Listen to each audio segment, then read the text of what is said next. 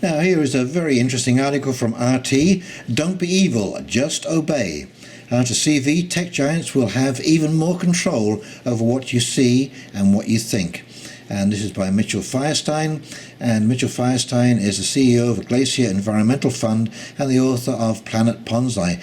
I've seen him many times with Max Kaiser on the Kaiser Report.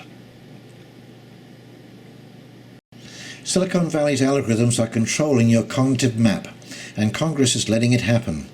CV is providing the perfect cover to bolster that control, just in time for the 2020 election. Neoliberalism was the perfect cover for oligarchs to unleash ideological warfare to protect the billions they plundered from taxpayers. Trillions of dollars flowed into Silicon Valley, the birthplace of digital censorship.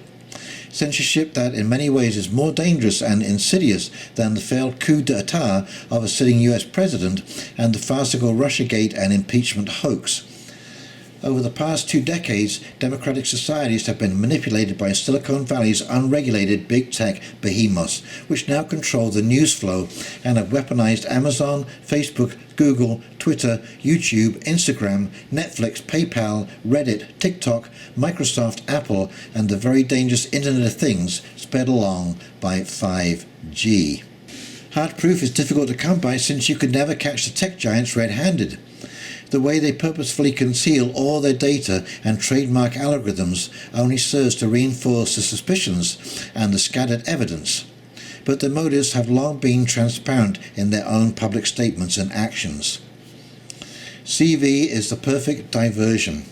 While Congress busily passes more trillion-dollar bailouts for billionaires, big tech stealthily ensures future generations become digital addicts who blindly accept and embrace, like sheep, the emergence of digital tyranny. Today's college students stumble around like zombies in a trance, eyes glued to their mobile phones, afraid to miss out on real-time Instagram updates or TikTok's latest memes.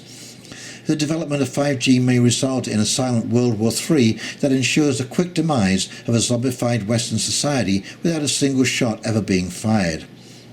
Silicon Valley's algorithms determine what content you see, when you see it, how you see it, or if you see it at all. If the shadowy, faceless moderators disagree with your viewpoint, or it is in opposition to the official neoliberal narrative, it disappears and you are shadow banned. For example, I firmly believe my @PlanetPonzi Twitter feed is shadow banned. Twitter's CEO, Jack Dorsey, endorsed an article as a great read, in which the authors reflected how US politics have gotten so bad under the Trump White House that there was no bipartisan way forward and the country is on the cusp of a civil war. They continued, in this current period of American politics, at this juncture in our history, there is no way that a bipartisan path provides the way forward. Dorsey's support for this article establishes a precedent allowing a toxic culture at Twitter, which was likely reflected in employee selections of accounts to shadow ban. Vice conducted an investigation that revealed how famous conservative voices that used Twitter were consistently suppressed more than liberal accounts. Twitter never addressed the Vice results and later denied claims saying it was a mistake or that behavior-based signals boost the visibility of certain accounts while suppressing the visibility of others, as a part of Twitter's objective to improve the health of the public conversation on Twitter. So, to reiterate, conservative voices, including existing members of US Congress like Matt Gaetz, have been suppressed on Twitter. Due to Twitter's opaque nature, it is impossible to state that Twitter boosts individual accounts whilst ensuring voices the Twitter moderators disagree with are never seen, but it is highly likely. The stratospheric click fraud-based valuations of Silicon Valley's profitless zombie companies remains extraordinary. Twitter's $20 billion valuation is hilarious. Paul Singer's Elliott Management is a brave investor to have faith and confidence in Twitter's business model. Another example can be found simply by looking at the comments directed towards Boris Johnson as he's sitting in a hospital battling CV. People are calling for his death and stating he deserves to be in this situation. Would these comments still be up if they were calling for the death of a liberal? Is it okay simply because Johnson is a conservative And it's not just Twitter.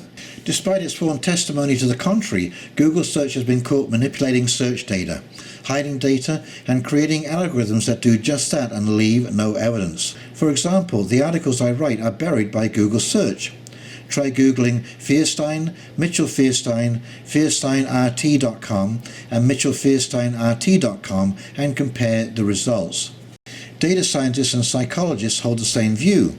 Have a look at Ronald E. Robertson's studies on search engine manipulation effect published in the Proceedings of the National Academy of Sciences, which are fascinating and damning. These digital gatekeepers have the power to control and manipulate populations via big data collection. Your digital profile contains a record of everything you do. You are being tracked and all your movements and actions are recorded. This is valuable data and is compiled and stored by the companies listed above. This data is valuable and is based on your preferences and all the items you have searched or purchased on the internet. The stores you have visited and the places you have traveled to, whether it be by car, bus, train or plane. Google, Amazon, Facebook et al. Are recording your every move. All of these are at least nominally opt-out functions, but the companies are blatantly counting on people not being bothered enough to dig around the settings and untick all the smaller script disclaimers. Sounds scary? Well, it is.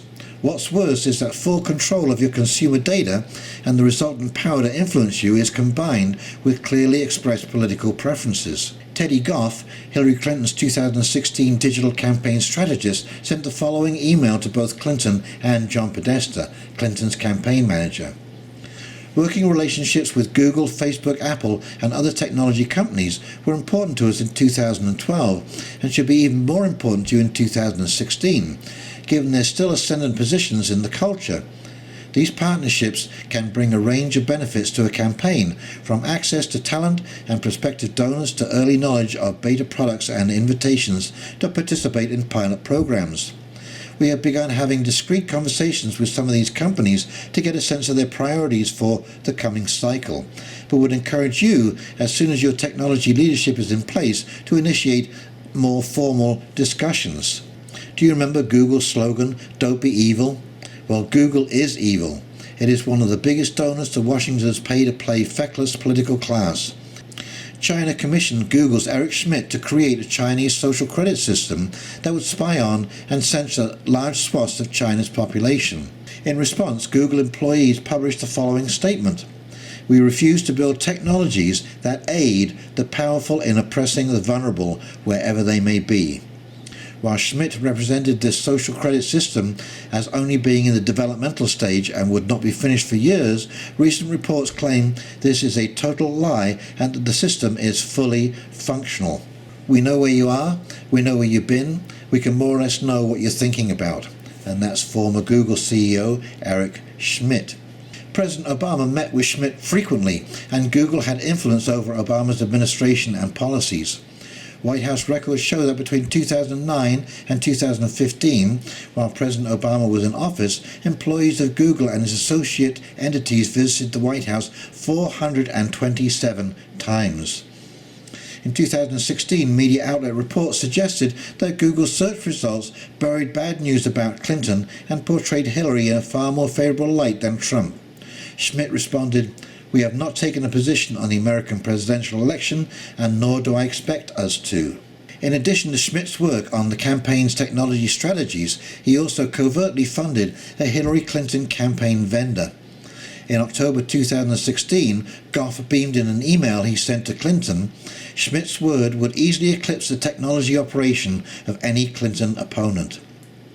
Mark Zuckerberg's ace, Facebook COO Sheryl Sandberg, was also actively working with John Podesta, Clinton's campaign manager, on the Clinton campaign. Politico reported that Sandberg was put on Clinton's shortlist to become U.S. Treasury Secretary after Clinton won, though Sandberg later denied it. However, hopes were dashed when the world was shocked by Clinton's unexpected loss. Why do I bring this up? Well, Google, Facebook and Silicon Valley have had 4 years to perfect a system that ensures their candidate will win and Trump will lose. Eric Schmidt has learned from his 2016 mistakes and has been vocally opposed to everything Trump. Schmidt is not the only one who wants Trump gone. So does 98% of Silicon Valley, which will ensure 2020 will be different. Knowledge is power, and whoever controls the media controls the information flow and controls the power. That's how these tech companies set out to achieve a common goal: controlling your cognitive map. It's not about what you said and debated, it's about what's buried and left out. So why does it seem like Silicon Valley's digital censorship is the same digital censorship as in China?